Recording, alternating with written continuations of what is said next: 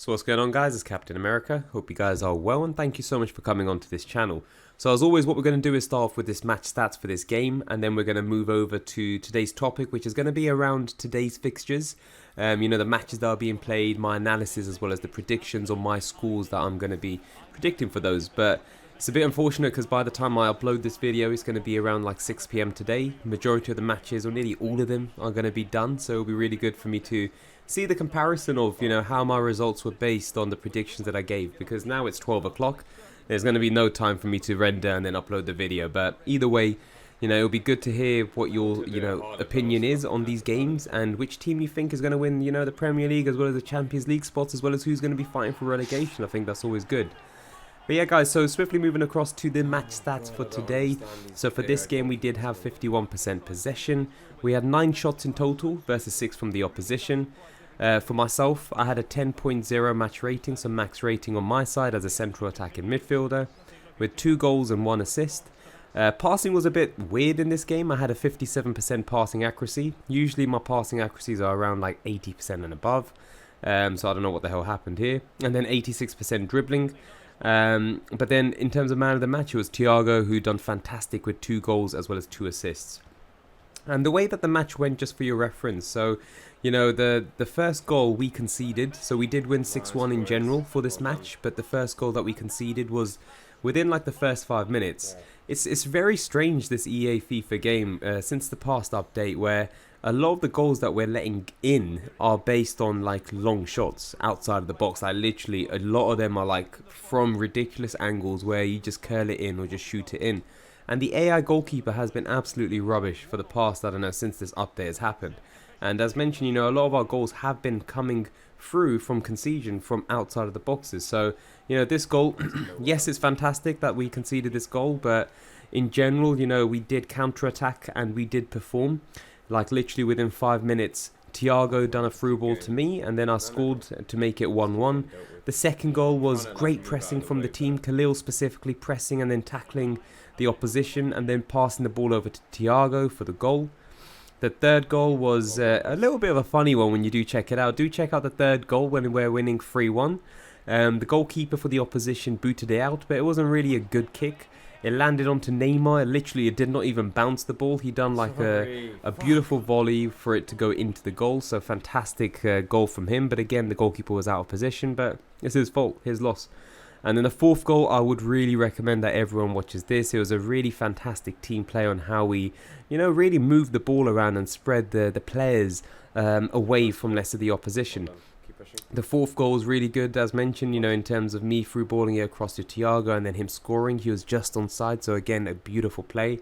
And the fifth goal, Teak, really good run to me in the box and then, scoring, the goal as such. And then the sixth goal, Thiago crossed to Sergio for the goal and the headed goal on the corner. And again, the lineup side of things, Sergio Ramos as the centre-back, you got CDM as Sliv, central midfielders Neymar as well as Khalil, Cam such as myself, and then centre forwards Teak and Thiago. It's been a bit tough to get like the numbers because of the school holidays, and of course with the new FIFA coming across very at the end of this month, very excited for what's being planned.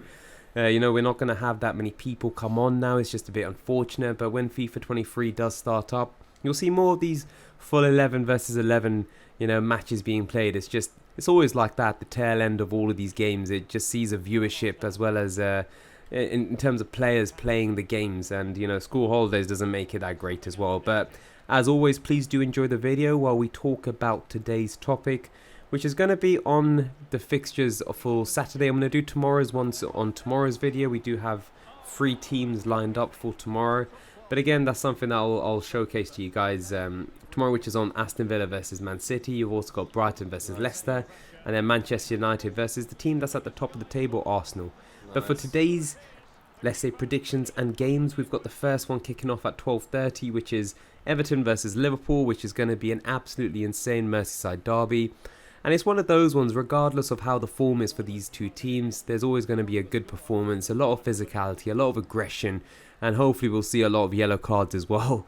So it's going to be really interesting to see how this progresses, but in my opinion, I do predict this as 2-1. And what I'll do is let me quickly run through review my predictions, and then we'll go through like my analysis. So Everton versus Liverpool, 2-1 to Liverpool.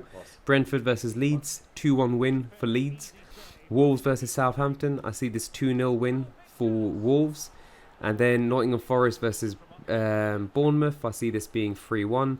Newcastle versus Crystal Palace, 3-1. Tottenham versus Fulham, 3-1. And then Chelsea versus West Ham, 1-1. But yeah, that's my prediction. Hopefully it will be good to hear your thoughts as mentioned on these. But as mentioned, by the time I upload the video, it's going to be near to impossible, man. But it'll be good to see what my results are going to be based on the predictions and analysis that I'll provide to you guys. But as mentioned, as always, you know, I am a Liverpool fan.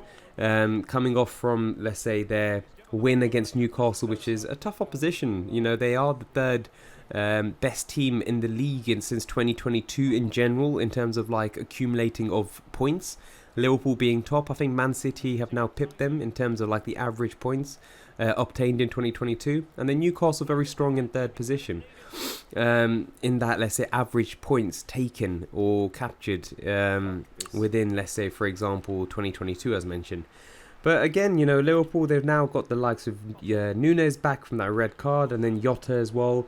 You know, we've just signed Arthur Melo as well, that, you know, he's going to bring some sort of, let's say, depth within that midfielder side of things. It's going to be one of those ones now where Hendo and Milner, they are aged. Hendo, I think he's got a hamstring injury, so again, we're very light in that midfielder position. I've been big in Carvalho up for the, I don't know how many months now. Same with Elliott. Both of these two have to be starting in midfielder position, and I think from what I was seeing, both of them will be, with Fabinho as a central defensive midfielder. I honestly feel the creativity in this match will uplift, and you'll see so much more coming from Liverpool when we have that creativity in midfielder. And then Everton, you know, it's been a strange one for them because, you know, they've had their past games against Nottingham Forest, Brentford, Leeds as well. You know, mid-table sides that they've been playing against, and not really good, let's say, performances from them. Majority of them have been 1-1 draws. They've just got the signing of Gui, I think it is, who went to PSG from Everton, and now he's returned back to Everton.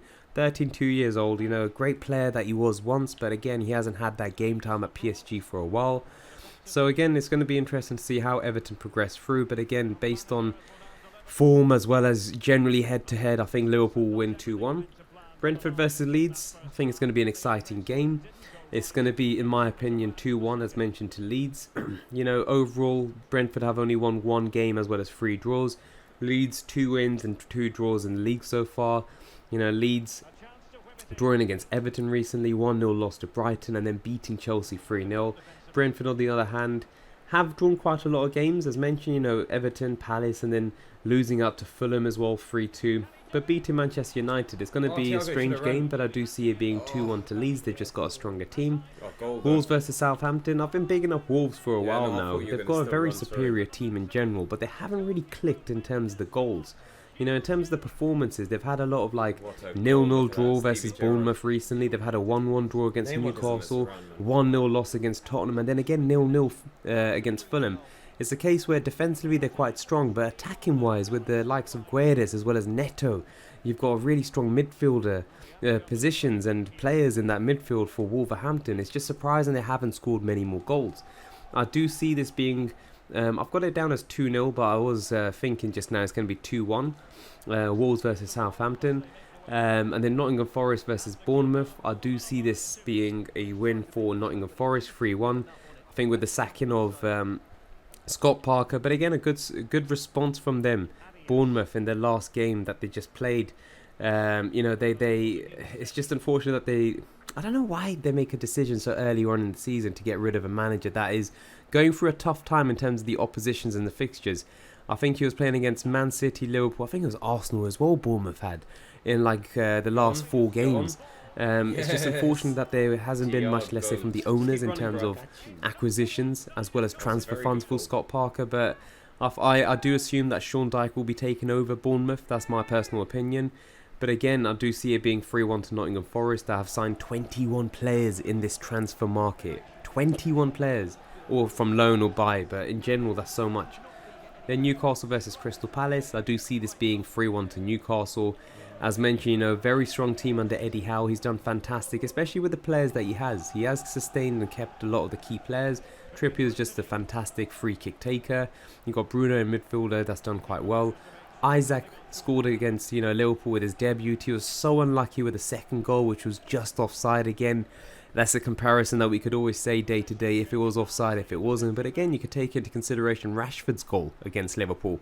You could literally see that the bloody line went over his foot and his foot was over, you know, the offside position. So it should have counted as offside. So as I've always mentioned, it's not a case where that should be an offside or not. It should be shown as more consistency. There just needs to be more consistency from all these referees if these minuscule decisions are going to be a offside decision or not. So this is something that does need resolving in the referee department or the VAR side of things. But 3-1 to Newcastle. Tottenham versus Fulham. I do see this being as a win for Tottenham. This one being 3-1. I think Tottenham have a great team. Kuchelevsky versus, doing very well with the likes of Kane. You know, the partnership that these guys have been doing has been absolutely phenomenal. Son is being left out as a third wheel, which I feel bad for. But again, it just shows the competition and the dynamics within the team that Tottenham have. And I think Conte was saying as well, like, he's not done yet with his purchases. He's going to see how it goes, and maybe in the winter he's going to be looking at purchases or acquisitions to make. And then the final game for today, as always, it's going to be Chelsea versus West Ham. And I think this is going to be a 1-1 draw. I think, in general, Chelsea have had a so-so ride this season. They haven't made that many acquisitions up front. Yes, they have made a purchase of Aubameyang, who's around, I think, 33 years old. He has more haircuts than he does goals. You know, his play style, as you could see with Arsenal, yes, he started off very well for the first 2 seasons at Arsenal, scoring around 22 goals. But then it drastically, disappeared and reduced considerably. And he was the captain of Arsenal as well, as mentioned on yesterday's video. Nice, but his whole attitude and, ways at Arsenal very much died down. And a lot of the fans in Arsenal were, angry at his behaviour. And he wasn't a great captain as such. He did move across to Barcelona. Of course, Barcelona playing in the Farmers League or the Spanish League. So it's always going to be quite easy. And now returning back to, let's say, the Premier League, back to London. But now at Chelsea. So it's going to be a case, can he uplift the curse that the number 9 strikers have for Chelsea? I've mentioned it many times, only Diego Costa and Drogba were the most successful Chelsea strikers over the past couple of seasons. Everyone else in that number 9 position has been absolutely awful. They really need to get firing on all cylinders, I feel, as a striker. So let's see how Aubameyang does, filter through and settle in within the club. But it's a good prospect for Broja, who's been out on loan for the likes of Southampton, who's now signed a 6-year deal or contract at Chelsea. Fairly young. He's from Slough, and Slough is the team that I play on Football Manager, by the way. So it's West London, or West Side, let's say, familiarity as well as local club as such. So no, I think it's going to be interesting. And then West Ham doing very well against Tottenham. When it was the turnaround in the last game, I think West Ham have been playing very good football, and we saw that against the likes of Tottenham, as mentioned. And it's only going to be time when they sustain that Europa position under Moyes, who's just done absolutely insane for them. But yeah, guys, do let me know your thoughts, as mentioned, on your predictions for the lineups, as well as just in general, like your scores, and even for tomorrow's games: Aston Villa versus Man City, Brighton versus Leicester, and then Manchester United versus Arsenal. My personal opinion is Man City to win 3-0 against Aston Villa, Brighton to win 2-0 against Leicester, and then United to lose to Arsenal 2-1.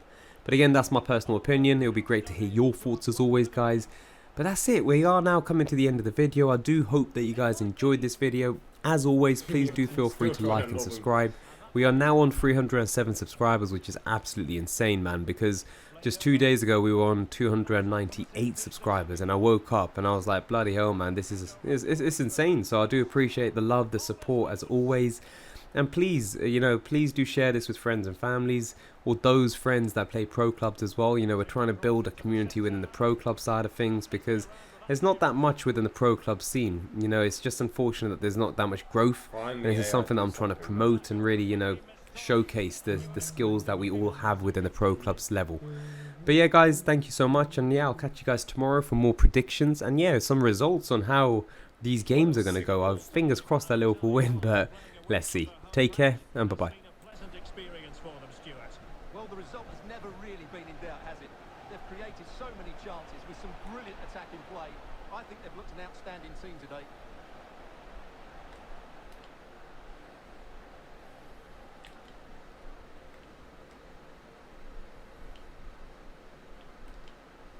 And just failed to keep the ball in play that time.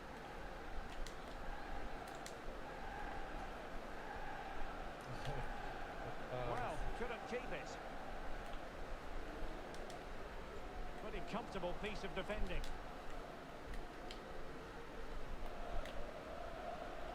Well, adding up all the stoppages, we will have 2 extra minutes.